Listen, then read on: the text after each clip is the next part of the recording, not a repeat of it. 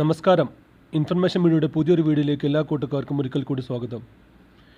Election കഴിഞ്ഞു, ഇനി വീണ്ടും റേഷൻ കാർഡ് മസ്റ്ററിങ് തുടങ്ങുകയാണ്. അതിനെക്കുറിച്ചുള്ള കാര്യങ്ങൾ നോക്കാൻ പോകുന്നത്. അതിനു മുമ്പായി ഇൻഫർമേഷൻ മീഡിയയുടെ വീഡിയോസ് നിങ്ങൾ ആദ്യമായിട്ടാണ് കാണുന്നതെങ്കിൽ ചാനൽ സബ്സ്ക്രൈബ് ചെയ്ത് വെക്കുക. ഒരു തരത്തിലുള്ള രാഷ്ട്രീയ കാര്യങ്ങളും നമ്മുടെ ചാനൽ വരുന്നതല്ല. തികച്ചും ഗവൺമെൻറ്റിന് ലഭിക്കേണ്ട സേവനങ്ങൾ, ആനുകൂല്യങ്ങൾ, അറിയിപ്പുകൾ എന്നിവയെക്കുറിച്ച് മാത്രമായിരിക്കും വീഡിയോസ് വരുന്നത്. ഗവൺമെൻറ് സേവനങ്ങളിൽ എപ്പോൾ വേണമെങ്കിലും മാറ്റങ്ങൾ വരാം. അതുകൊണ്ട് തന്നെ പുതിയ അപ്ഡേഷൻ ലഭിക്കാൻ വേണ്ടി ചാനൽ സബ്സ്ക്രൈബ് ചെയ്ത് വെക്കുക. ഇലക്ഷന് മുമ്പായിരുന്നു സർക്കാർ മസ്റ്ററിങ് പ്രഖ്യാപിച്ചിരുന്നത്. പക്ഷേ അന്ന് സർവർ തകരാറ് മൂലം മസ്റ്ററിങ് പൂർത്തിയാക്കാൻ പല ആളുകൾക്കും സാധിച്ചില്ല. ഏകദേശം 10% ആളുകൾക്ക് മാത്രമാണ് അന്ന് മസ്റ്ററിങ് പൂർത്തിയാക്കാൻ സാധിച്ചത്.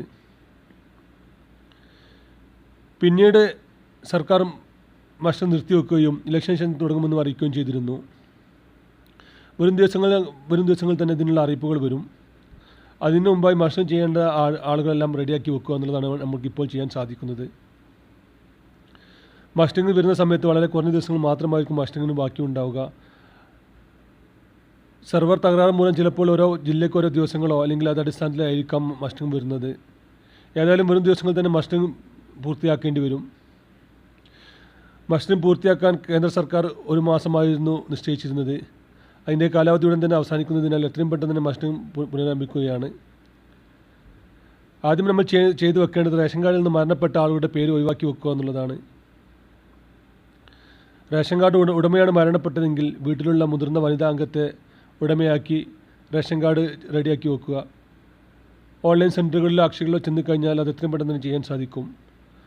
അതുപോലെ തന്നെ അവിടുന്ന് തന്നെ അതിൻ്റെ പ്രിൻ്റ് എടുക്കാനും സാധിക്കും. ഇപ്പോൾ റേഷൻ കാർഡിൻ്റെ കോപ്പി എടുക്കാൻ സപ്ലൈ ഓഫീസിൽ നേരിട്ട് പോകേണ്ട ആവശ്യമില്ല. നമുക്ക് ഓൺലൈൻ തന്നെ അത് പ്രിൻ്റ് എടുക്കാൻ സാധിക്കും.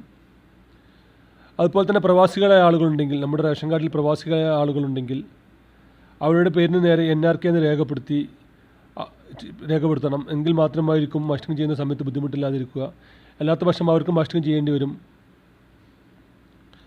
അതുപോലെ തന്നെ മറ്റൊരു ചെയ്യേണ്ട കാര്യം, നമ്മൾ റേഷൻ കാർഡിൽ പുതിയ ചേർക്കേണ്ട ആളുകൾ, അല്ലെങ്കിൽ നമ്മുടെ ഭാര്യമാർ മറ്റു റേഷൻ കാർഡിൽ നിന്നും പേര് വിട്ടുമാറ്റി കൊണ്ടുവരേണ്ട ആളുകൾ, ഇവരുടെ എല്ലാം പേര് എത്രയും പെട്ടെന്ന് തന്നെ ക്ലിയറാക്കി വെക്കുക.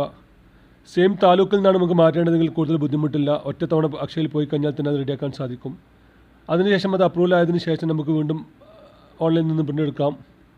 അല്ല, നമ്മൾ വേറൊരു താലൂക്കിൽ നിന്നാണ് മാറ്റി ആളെ ചേർക്കേണ്ടതെങ്കിൽ നമ്മൾ അത് ഓൺലൈൻ ചെയ്യുകയും പിന്നീട് അത് അവിടെ നിന്ന് അപ്രൂവലിന് ശേഷം മാത്രമായിരിക്കും നമുക്കത് നമ്മുടെ റേഷൻ കാർഡിൽ ചേർക്കാൻ സാധിക്കുക.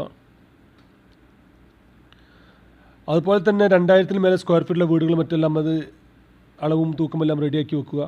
എങ്കിൽ നമുക്ക് എത്രയും പെട്ടെന്ന് തന്നെ നമുക്ക് മസ്റ്ററിങ് പൂർത്തിയാക്കാൻ സാധിക്കും.